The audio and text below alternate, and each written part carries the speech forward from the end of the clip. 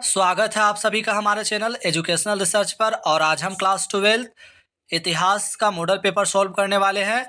तो आप लोग को बता देना चाहते हैं कि इसमें कुल प्रश्न जो आप लोग का फाइनल एग्जाम में पूछे जाएंगे वो 52 रहेंगे। और 1 से 30 तक का जो आप लोग का प्रश्न दिया जाएगा वो बहुविकल्पीय रहेंगे, यानी कि प्रत्येक क्वेश्चन का जो आप लोग का मान होगा वो 1 अंक का होगा। सभी प्रश्न बनाना अनिवार्य है। इसके अलावा आप लोग का जो 31 से 38 तक का प्रश्न होगा अति लघु उत्तरीय प्रश्न होगा, यानी जिनका मान 2 अंक का है, यानी कुल 6 प्रश्नों का आंसर देना है। इसके बाद आप लोग का 39 से जो 46 तक का प्रश्न रहेगा वो लघु उत्तरीय प्रश्न है, और इन सभी प्रश्नों का जो मान होगा वो आपका 3 अंक का होगा, और इनमें से भी आप लोग को 6 प्रश्न बनाने हैं। वहीं प्रश्न संख्या 47 से 52 जो होगा दीर्घ उत्तरीय प्रश्न है, यानी कि लॉन्ग टाइप का प्रश्न होंगे, और इनमें से आप लोगों का 4 प्रश्न बनाना है। तो सबसे पहले हम बहुविकल्पीय प्रश्नों को हल करेंगे। प्रश्न संख्या 1 कह रहा है कि निम्न में से कौन सा स्थल रावी नदी के किनारे विकसित हुआ। तो इसका जो सही आंसर होगा ऑप्शन नंबर डी के साथ चला जाएगा, हड़प्पा के साथ चला जाएगा। साथ ही आप लोग को बता देना चाहते हैं कि हड़प्पा की खोज 1921 ईस्वी में दयाराम साहनी के द्वारा किया गया था। और हड़प्पा किस नदी के किनारे है, तो रावी नदी के किनारे है। इसके अलावा मोहनजोदड़ो, तो मोहनजोदड़ो की खोज 1922 ईस्वी में की गई थी, आर.डी. बनर्जी यानी कि राखलदास बनर्जी के द्वारा किया गया था। इसके अलावा अगर यदि आप लोग से पूछा जाए कि मोहनजोदड़ो किस नदी के किनारे विकसित है, तो सिंध नदी के किनारे विकसित है। सिंध नदी के किनारे मोहनजोदड़ो विकसित हुआ था। इसके अलावा इसे मृतकों का टीला भी कहा जाता है। तो मृतकों का टीला किसे कहा जाता है, तो मोहनजोदड़ो को कहा जाता है। एक और प्रश्न है कि नृत्य करते हुए गुड़िया का अगर यदि साक्ष्य कहाँ से मिला है, तो वो भी मोहनजोदड़ो से होगा। अगर आप लोग से प्रश्न पूछा जाए कि कालीबंगा से क्या मिला है, तो कालीगंगा बंगा से आप लोग का हल्का साक्ष्य मिला है। साथ ही चैनल पर नए हैं तो लाइक सब्सक्राइब शेयर कर दे, ताकि सभी बच्चों तक वीडियो पहुंच सके। प्रत्येक प्रश्न का सोल्व हम पूरे बारीकी से करेंगे, जिसमें से प्रश्न संख्या 2 कह रहा है कि हड़प्पा सभ्यता का सबसे बड़ा स्थल कौन सा है। तो बच्चों, हड़प्पा सभ्यता का जो सबसे बड़ा स्थल है वो है मोहनजोदड़ो है। मोहनजोदड़ो के बारे में बात कर ले, अभी हमने ऊपर बताया कि इनकी खोज 1922 में आर.डी. बनर्जी के द्वारा किया गया था। इसके अलावा मोहनजोदड़ो को मृतकों का टीला भी कहा जाता है। साथ ही आप लोग को बता देना चाहते हैं कि जो विशाल स्नानागार का अवशेष जो मिला है वो भी मोहनजोदड़ो में पाया गया है। स्नानागार एक नहाने वाला घर होता था। इसके अलावा सार्वजनिक स्नानागार, तो सार्वजनिक स्नानागार का प्रयोग पूजा पाठ के लिए, अनुष्ठानिक कार्य के लिए किया जाता था। लोथल, तो लोथल आपको बताएं कि हड़प्पा सभ्यता का प्रमुख बंदरगाह लोथल था। लोथल से बंदरगाह का साक्ष्य मिला है। हड़प्पा के बारे में आप लोग को बता दिए थे, आर.डी. 37 भी जो है यहीं से मिला था। कालीबंगा, तो कालीबंगा के बारे में अभी हमने बात किया था कि हल का साक्ष्य प्राप्त हुआ था।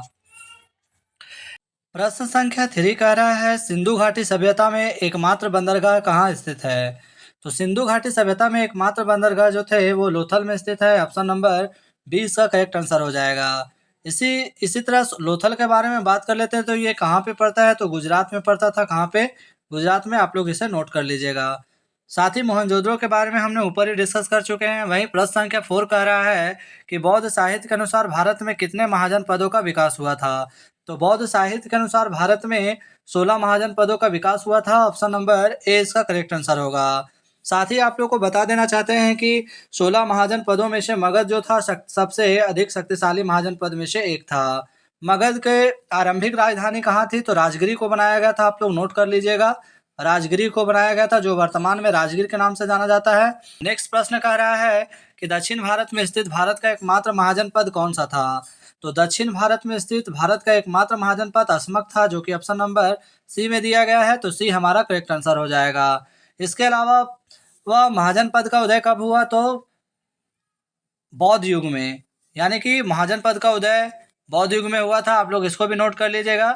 इसके अलावा बात कर लेते हैं अगर यदि बौद्ध धर्म के बारे में, तो बौद्ध धर्म के संस्थापक कौन थे, गौतम बुद्ध थे, जिनका जन्म 563 ईसा पूर्व में लुम्बिनी में हुआ था। आप लोग इसको भी नोट कर लीजिएगा। इसके अलावा आप लोग को बता देना चाहते हैं कि गौतम बुद्ध के पिता का नाम सुरदोधन था, और इनका बचपन का नाम सिद्धार्थ था। इन्होंने गृह त्याग 29 वर्ष की उम्र में किए थे, और इन्होंने सबसे पहले अपना ज्ञान प्राप्ति करने के बाद सबसे पहला उपदेश सारनाथ में दिया था। सारनाथ में इनके द्वारा दिया गया उपदेश धर्मचक्र प्रवर्तन कहलाता है। ये भी आप लोग अच्छे से नोट कर लीजिएगा। साथ ही अगर यदि इनको ज्ञान प्राप्ति किस वृक्ष के नीचे हुआ था, तो वो पीपल वृक्ष के नीचे हुआ था। आप लोग जिसको हम लोग बोधि वृक्ष कहते हैं। वही अगर यदि आप लोग से पूछा जाए कि गौतम बुद्ध का ज्ञान प्राप्ति कहलाता है तो महाविनिष्कर्मण कहलाता है। तो इस तरह से बहुत सारे पॉइंट हैं जो आप लोग को एग्जाम के लिए काफ़ी मददगार साबित होने वाला है। अब हम नेक्स्ट प्रश्न बात करेंगे प्रश्न संख्या 6 के बारे में। अशोक के अभिलेख को सर्वप्रथम किसने पढ़ा? तो बच्चों, अशोक के अभिलेख को सर्वप्रथम जेम्स प्रिंसेप के द्वारा पढ़ा गया था। ऑप्शन नंबर सी इसका करेक्ट आंसर हो जाएगा। अब अशोक द्वारा उपयोग में लाए गए लिपि था ब्राह्मी लिपि और खरोष्टी लिपि था। तो अशोक के द्वारा प्रयोग में लाए गए लिपि में से ब्राह्मी लिपि और खरोष्टी लिपि थे। इसके अलावा आप लोग को बता देते हैं भारतीय पुरातत्व का जनक किसे कहा जाता है? तो कनिंघम को कहा जाता है। आप लोग इसे भी नोट कर लीजिएगा। सांची के स्तूप के बारे में किसने लिखा था? तो जॉन मार्शल ने लिखा है। आप लोग इसे भी जान लीजिएगा। नेक्स्ट प्रश्न कह रहा है इंडिका किसकी रचना है? तो इंडिका जो है मेगास्थनीज की रचना है, जो कि ऑप्शन नंबर ए में दिया गया है। तो ये हमारा करेक्ट आंसर होगा। साथ ही आप लोग को बता देना चाहते हैं कि कालिदास के बारे में अगर यदि आप लोग से पूछा जाए तो अभिज्ञान शाकुंतलम कालिदास के द्वारा लिखा गया है। और इसके अलावा चाणक्य के बारे में बात कर लेते हैं तो चाणक्य जो थे चंद्रगुप्त मौर्य के प्रधानमंत्री थे। और चाणक्य का अन्य नाम भी है विष्णुगुप्त है। कौटिल्य भी इन्हीं को कहा जाता है। तो इस तरह से सारे प्रश्न हमारे लिए इम्पोर्टेंट साबित होने वाला है। वहीं बात कर लेते हैं प्रश्न संख्या 8 के बारे में। तो महाभारत का युद्ध कुरुक्षेत्र में कितने दिनों तक चला था? महाभारत का युद्ध जो है कुरुक्षेत्र के मैदान में 18 दिन तक चला था। और यह युद्ध कौरव और पांडवों के बीच में हुआ था। कौरव और पांडव में युद्ध होने के बाद पांडवों का जीत होता है और कौरव का हार होता है। साथ ही आप लोग को बता देना चाहते हैं कि सभी शहजादाओं को धनुर्विद्या कौन सिखाता था? तो वो सिखाता था द्रोणाचार्य सिखाते थे। इसके अलावा एकलव्य के बारे में भी आप लोग से सब्जेक्टिव टाइप एग्जाम में पूछे जा सकते हैं। तो एकलव्य एक हूण जाति का था और उसे धनुर्विद्या सीखने का बहुत ही शौक था। वह एक दिन द्रोणाचार्य के पास धनुर्विद्या सीखने के लिए गया, लेकिन नीच जाति कहकर उसे मना कर दिया, जिसके कारण वह उसे गुरु मानकर धनुर्विद्या का अभ्यास प्रतिदिन करने लगे। और इस तरह से वह बहुत अच्छे धनुर्धर हो गए। एक दिन जब वह पांडवों के घर से गुजर रहे थे तभी एक कुत्ता ने उस पर भौंकना शुरू किया। जिसके आवाज़ को बंद करने के लिए एकलव्य ने वाणी जहाँ से वाणी निकल रहा था वहीं पे बाण चलाया। उस निशाने को देखकर सभी राजकुमार चौंक गए और उसे गुरु के पास लेकर जाता है, जिसके कारण द्रोणाचार्य उससे पूछता है कि तुम्हारा गुरु है। अंत में उसे ही अपना गुरु बताता है। तो द्रोणाचार्य उससे दक्षिणा के रूप में अंगूठा मांगता है, लेकिन उसे विश्वास नहीं होता है कि वो हमें सचमुच का हमें गुरु मान रहा है। और इस तरह से वो अपना अंगूठे काट कर दे देता है। तो इसके बाद द्रोणाचार्य जो है पहले जैसा धनुर्धारी नहीं रहता है, लेकिन अर्जुन को सर्वश्रेष्ठ धनुर्विद्या घोषित किया था द्रोणाचार्य ने, इसलिए ये सब किया था। साथ ही आप लोग को बता देना चाहते हैं कि हिडिंबा के बारे में भी पूछ सकता है। घटोत्कच जो था हिडिंबा का पुत्र था और भीम के पत्नी थी। वहीं नेक्स्ट प्रश्न है स्तूप किस धर्म से संबंधित है? तो बच्चों, स्तूप जो है वो बौद्ध धर्म से संबंधित है। और सबसे अधिक स्तूप 84,000 स्तूपों का निर्माण करने वाला राजा कौन था? तो वो था वो था अशोक था। आप लोग इसे भी नोट कर लीजिएगा। अशोक किस साम्राज्य के शासक थे? तो मौर्य वंश के शासक थे।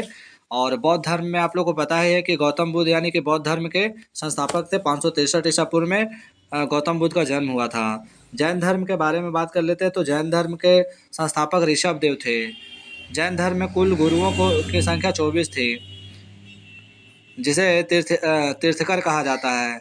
वहीं 23वां तीर्थकर पार्श्वनाथ था और अंतिम जो तीर्थकर थे महावीर स्वामी। महावीर स्वामी के बारे में आप लोग को बता देना चाहते हैं कि महावीर स्वामी जो थे जैन धर्म के 24वें तीर्थकर थे और अंतिम तीर्थकर थे। महावीर स्वामी का बचपन का नाम वर्धमान था और उनके पिता का नाम सिद्धार्थ थे। इसके अलावा महावीर स्वामी ने बुद्ध की तरह ही 30 वर्ष की उम्र में, जहां गौतम बुद्ध ने 29 वर्ष की उम्र में गृह त्याग किया, वहीं महावीर स्वामी ने 30 वर्ष की उम्र में गृह त्याग किया था। इसके अलावा इनका मृत्यु कहाँ हुआ? तो आप लोग हमें कमेंट में ज़रूर लिखें। और साथ ही आप लोग को बता देना चाहते हैं कि इसे ज्ञान की प्राप्ति साल वृक्ष के नीचे हुआ था। नदी का भी नाम आप लोग हमें कमेंट में बताना ना भूलें। इसके अलावा वैष्णव धर्म, शैव धर्म जो थे, शैव धर्म के जो लोग थे नैनार कहलाते थे और वैष्णव धर्म के जो अनुयायी थे वो अलवार कहलाते थे। वहीं नेक्स्ट प्रश्न हमारा प्रश्न संख्या 10 कह रहा है कि महावीर स्वामी का जन्म कहाँ हुआ? अभी हमने बताया कि महावीर स्वामी का जो जन्म हुआ कुंडग्राम में हुआ है। आप लोग इसे नोट कर लीजिएगा। लुम्बिनी किसका जन्म स्थान है? तो गौतम बुद्ध का जन्म स्थान है। और पावापुरी में किनका मृत्यु हुआ? आप लोग हमें कमेंट में जरूर लिखें। इसी तरह नेक्स्ट प्रश्न कह रहा है कि मुक्तिदाता की कल्पना बौद्ध धर्म की किस शाखा में की गई थी? तो मुक्तिदाता की कल्पना बौद्ध धर्म के थेरवाद में की गई थी, जो कि ऑप्शन नंबर बी में दिया गया है।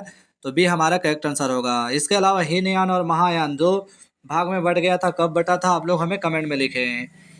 प्रश्न संख्या 12 कह रहा है कि पुराणों की संख्या कितनी है। तो बच्चों पुराणों की संख्या जो है वो 18 है, जिसमें से कुछ पुराणों का नाम हम आप लोग को बता देना चाहते हैं। गरुड़ पुराण, वायु पुराण, मत्स्य पुराण। वहीं नेक्स्ट हमारा प्रश्न है कि अलबरूनी किस भाषा का जानकारी नहीं था। तो अलबरूनी को यूनानी भाषा का जानकारी नहीं था। ऑप्शन नंबर सी इसका करेक्ट आंसर होगा। अलबरूनी कहाँ से आया था, आप लोग हमें कमेंट में बताएं। इसके अलावा आप लोग को बता देना चाहते हैं किताबुल हिंद किसके द्वारा लिखा गया। तो अलबरूनी के द्वारा लिखा गया था। वहीं प्रश्न संख्या 14 का है इब्न बतूता ने किस पुस्तक की रचना की। तो इब्न बतूता ने रेहला नामक पुस्तक की रचना की थी। इसके अलावा नारियल और पान का विवरण भी दिया था। इब्न बतूता कहाँ के यात्री थे। तो मोरक्को का यात्री था। आप लोग इसे नोट कर लीजिएगा। साथ ही बाबरनामा के लेखक कौन है। तो बाबरनामा जो है बाबर के द्वारा लिखा गया था। किताबुल हिंद के लेखक कौन है। तो अलबरूनी है। आप लोग इसे नोट करिएगा। आईन अकबरी से किसके बारे में पता चलता है। तो अकबर के शासन के काल के बारे में जानकारी मिलता है। वहीं आईन अकबरी को किसने 5 भागों में बांटा है, आप लोग हमें कमेंट में जरूर लिखें। नेक्स्ट प्रश्न संख्या 15 का है पीर का अर्थ क्या है। तो पीर का अर्थ जो होता है वो गुरु होता है। ऑप्शन नंबर ए इसका करेक्ट आंसर होगा। सूफी सिलसिलों की संख्या कितनी है, आप लोग नोट कर लीजिएगा, 4 है। वहीं अगर आप लोग से पूछा जाए कि शेख सलीम का दरगाह कहाँ है। तो शेख सलीम का दरगाह कहाँ पे है, दिल्ली में है। नोट कर लीजिएगा आप लोग, शेख सलीम का दरगाह कहाँ है, दिल्ली में है। वहीं प्रश्न संख्या 16 का रहा है कि प्रसिद्ध सूफी संत मोइनुद्दीन चिश्ती का दरगाह कहाँ स्थित है। तो प्रसिद्ध सूफी संत मोइनुद्दीन चिश्ती का दरगाह अजमेर में है। अजमेर यानी ऑप्शन नंबर सी में दिया गया है। तो सी हमारा करेक्ट आंसर हो जाएगा। इसी तरह से नेक्स्ट हमारा प्रश्न कह रहा है कि अलवार संप्रदाय के लोग किस देवता की उपासना करते थे। तो अभी हमने बताया कि अलवार जो थे विष्णु धर्म को मानते थे और नैनार जो थे शिव धर्म को मानते थे। इसके अलावा दक्षिण भारत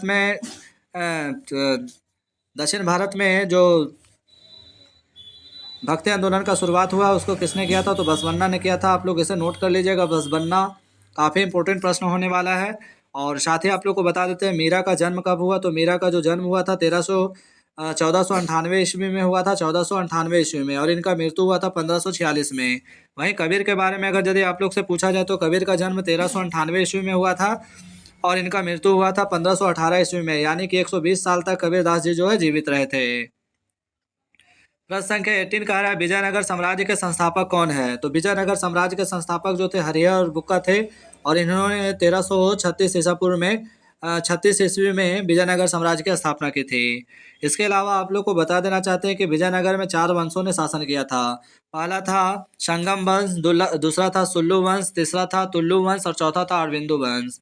वहीं विजयनगर के सबसे महानतम शासकों में से एक था कृष्णदेव राय जिनका शासनकाल था 1509 से 1529 ईस्वी। 1509 से 1529 ईस्वी।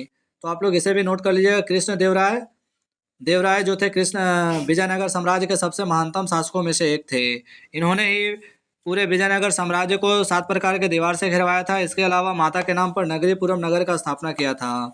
साथ ही आप लोग को बता देना चाहते हैं बहमनी साम्राज्य की स्थापना कब हुई। तो 1347 ईस्वी में हुई थी। नोट कर लीजिएगा। वहीं विजयनगर साम्राज्य का किससे संघर्ष चलता था। तो बहमनी साम्राज्य से चलता था। और तालीकोट का जो प्रसिद्ध युद्ध है वो कब हुआ था। तो 1565 में हुआ था। और इस युद्ध में विजयनगर का इतना क्षति हुआ कि पूरे नामो निशान मिटा दिया गया था। आगे प्रश्न कह रहा तेलुगु साहित्य अमुक्तमाल्यद की रचना किसने किया। तो यह किया था कृष्णदेव राय के द्वारा। ऑप्शन नंबर बी इसका करेक्ट आंसर हो जाएगा। इसके अलावा तुंगभद्रा नदी से नाले का निर्माण भी कृष्णदेव राय ने ही करवाया था। जल का उचित प्रबंध करवाया था। प्रश्न संख्या नेक्स्ट कह रहा है 20 नंबर प्रश्न कह रहा है कि अकबरनामा का रचना किया है। तो अकबरनामा का रचना अबुल फजल के द्वारा किया गया था, जो कि ऑप्शन नंबर डी में दिया गया है। तो डी हमारा करेक्ट आंसर होगा। अमीर ए तोता के नाम से अमीर खुसरो को जाना जाता है और तोते हिंद इसे भी कहा जाता है। साथ ही इब्न बतूता जो कि मोरक्को का निवासी था और इन्होंने रेहला नामक ग्रंथ लिखा था। अलबरूनी जो कि किताबुल हिंद के लेखक हैं। आप लोग इसे भी नोट कर लीजिएगा। अब हम प्रश्न संख्या 21 को देखेंगे, जिसमें से कह रहा है संथाल विद्रोह कब हुआ। तो बच्चों संथाल विद्रोह 1855 ईस्वी में हुआ था। और संथाल विद्रोह के नेता कौन थे। तो संथाल विद्रोह के नेता सिंधु और कांदो थे। आप लोग नोट कर लीजिएगा। सिंधु और कांदो थे। और आप लोग हमें कमेंट में बताइए कि ये दोनों कहाँ के स्वतंत्रता सेनानी थे। वहीं नेक्स्ट प्रश्न कह रहा है कि दामिन एकोह क्या है। तो दामिन ए क्या है। तो संथालों का भूमि को दामिन एकोह कहा जाता है, जहाँ पे अंग्रेजों ने इसे बसने के लिए न्योता दिया था। नेक्स्ट प्रश्न संख्या 23 कह रहा है कि 1793 में जब अस्थाई बंदोबस्त लागू हुआ था उस समय बंगाल में गवर्नर कौन थे? तो 1793 में अस्थाई बंदोबस्त लागू करने वाला गवर्नर था लॉर्ड कॉर्नवालिस थे, जो कि ऑप्शन नंबर बी में दिया गया है, तो बी हमारा करेक्ट आंसर होगा। लॉर्ड डलहौजी के बारे में बात कर लेते तो 1848 से 1856 इसका 1848 से 1856 इसका कार्यकाल रहा था, और इन्होंने ही हड़प नीति चलाया था और सबसे पहले सतारा को ब्रिटिश राज्य में मिलाया था। सबसे अंत में अवध को मिलाया, आप लोग इसे नोट कर लीजिएगा। इसके अलावा इसी के काल में सबसे पहले भारत में रेलवे की शुरुआत की गई थी। 1853 ईस्वी में रेलवे की शुरुआत की गई थी और बम्बई से थाने 30 किलोमीटर की दूरी पर चलाई गई थी। अब हम प्रश्न संख्या 24 को देखेंगे। 1857 का विद्रोह का प्रारंभ कहाँ से हुआ था? तो बच्चों 1857 का विद्रोह का प्रारंभ मेरठ से हुआ था, और मेरठ से यानी कि इसके शुरुआत की थी मंगल पांडे के द्वारा हुआ था, कारतूस वाले चर्बी वाले कारतूस की घटना से। चर्बी वाले कारतूस में गाय और सुअर की चर्बी लगाया गया था। यह अफवाह फैल गया था क्योंकि बंदूक को चलाने से पहले दांत से खींचना पड़ता था, और खींचने वाला स्थान गाय और सुअर की चर्बी का बना हुआ था, जो हिंदू और मुस्लिम दोनों धर्म के खिलाफ था। इसीलिए विद्रोह पूरी तरह से भड़क उठा। वहीं आप लोग को बता देना चाहते हैं कि दिल्ली से 1857 का विद्रोह का अगुवाई कौन किया था? तो अगुवाई किया था बख्त खां, वहाँ का वास्तविक नेता था, बहादुर शाह जाफर को, और बहादुर शाह जाफर थे। अवध से कौन थे? अवध से तो आप लोग हमें कमेंट में जरूर लिखें। वहीं प्रश्न संख्या 25 का रहा, सहायक संधि व्यवस्था को किसने प्रारंभ किया? तो सहायक संधि जो चलाया था लॉर्ड वेलेस्ली के द्वारा चलाया गया था। ऑप्शन नंबर ए इसका करेक्ट आंसर होगा। भारत के प्रथम गवर्नर जनरल कौन थे? तो वारेन हेस्टिंग थे, आप लोग इसे नोट कर लीजिएगा। डलहौजी के बारे में अभी बताएं कि हड़प नीति चलाया था। लॉर्ड विलियम बेंटिंग के बारे में आप लोग हमें कमेंट में जरूर लिखें। इसके अलावा आप लोग को बता देना चाहते हैं कि अगर यदि बिहार से पूछा जाए 1857 का विद्रोह का अगुवाई कौन कर रहा था, तो कुंवर सिंह थे। वहीं लखनऊ से बेगम हजरत महल थे और बिरजिस खद्र। नेक्स्ट प्रश्न संख्या 26 का रहा है कि चौरी चौरा कांड कब हुआ? तो चौरी चौरा जो कांड हुआ था वो 4 फरवरी 1922, 5 फरवरी 1922। ये प्रश्न काफ़ी आसान है, इस प्रश्न का आंसर आप लोग हमें खुद दें। वहीं आप लोग को बता देना चाहते हैं कि असहयोग आंदोलन 1920 में इसका शुरुआत हुआ था और 1922 में चौरा चौरी नामक हत्याकांड के कारण समाप्त हो गया था। जबकि सविनय अवाग आंदोलन अगर यदि पूछा जाए तो 12 मार्च 1930 को प्रारंभ हुआ और 6 अप्रैल 1930 को गांधी जी दांडी पहुंचकर नमक कानून का उल्लंघन किया था। वह नेक्स्ट प्रश्न कह रहा है महात्मा गांधी के राजनीतिक गुरु कौन थे? तो महात्मा गांधी के राजनीतिक गुरु थे गोपाल कृष्ण गोखले थे। ऑप्शन नंबर सी इसका करेक्ट आंसर हो जाएगा। साथ ही आप लोग को बता देना चाहते हैं कि भारत छोड़ो आंदोलन 1942 में चलाया गया था। और इसके अलावा आप लोग हमें कमेंट में बताइए कि कैबिनेट मिशन भारत कब आया। प्रश्न संख्या 28 कह रहा है कि भारतीय संविधान सभा के अस्थायी अध्यक्ष कौन नियुक्त हुए थे? तो भारतीय संविधान सभा के अस्थायी अध्यक्ष डॉक्टर राजेंद्र प्रसाद को 11 सितंबर 1946 ईस्वी को अस्थायी अध्यक्ष के रूप में नियुक्त किया गया था। आप लोग इसे नोट कर लीजिएगा। साथ ही पंडित जवाहरलाल नेहरू भारत के प्रथम प्रधानमंत्री बनाए गए थे। वहीं BR अम्बेडकर को भारत का संविधान का निर्माता कहा जाता है। भारत का लौह पुरुष किसे कहा जाता है? तो सरदार वल्लभ भाई पटेल को कहा जाता है। नेक्स्ट प्रश्न संख्या 29 कह रहा है कि भारतीय संविधान कब लागू हुआ? तो भारत का जो संविधान है वो लागू हुआ 26 जनवरी 1950 को लागू हुआ था। ऑप्शन नंबर डी इसका करेक्ट आंसर हो जाएगा। और अगर यदि हमारा संविधान बनकर तैयार कब हुआ अगर पूछा जाए तो 26 नवंबर 1950 को बनकर हमारा संविधान तैयार हुआ था। 26 नवंबर 1949 को हमारा संविधान जो है वो बनकर तैयार हुआ था। आप लोग इसे नोट कर लीजिएगा। नेक्स्ट और लास्ट प्रश्न आज का हमारा कह रहा है कि संविधान के निर्माण में कितना समय लगा? तो 2 वर्ष 11 माह 18 दिन का समय लगा था, जो कि ऑप्शन नंबर बी में दिया गया है, तो बी हमारा करेक्ट आंसर हो जाएगा। इसके अलावा भी बहुत सारे ऐसे प्रश्न हैं जो कि फाइनल एग्जाम में पूछे जाने की संभावनाएं बन सकती है। अकबर के काल में कितने नवरत्न थे? तो 9 थे। अकबर का वित्त मंत्री कौन था? तो राजा टोडरमल थे। आप लोग नोट कर लीजिएगा। इसके अलावा दीन इलाही के प्रवर्तक कौन थे? तो ये भी अकबर होगा। इसके अलावा शाहजहाँ के काल को स्वर्णयुग काल कहा जाता है। चित्रकारी के लिए किसे याद किया जाता है? किस मुगल शासक को? तो याद किया जाता है जहांगीर को याद किया जाता है। इसके अलावा जिंदा पीर किस शासक को कहा जाता है? तो औरंगजेब को कहा जाता है, जो शाहजहाँ के पुत्र थे। मुगल वंश के अंतिम शासक कौन थे अगर यदि पूछा जाए तो बहादुर शाह जाफर थे, जिनका मृत्यु रंगून में 1858 में हुआ था। तो इस तरह से हमने महत्वपूर्ण 30 प्रश्नों को हल किए हैं और नेक्स्ट जो हमारा सब्जेक्टिव टाइप का प्रश्न बचा हुआ है उसे हम नेक्स्ट वीडियो में करेंगे। आशा करते हैं आप सब बहुत अच्छे से तैयारी कर रहे होंगे। जय हिंद, जय भारत, नेक्स्ट वीडियो में हम नेक्स्ट प्रश्नों को लेकर आएंगे।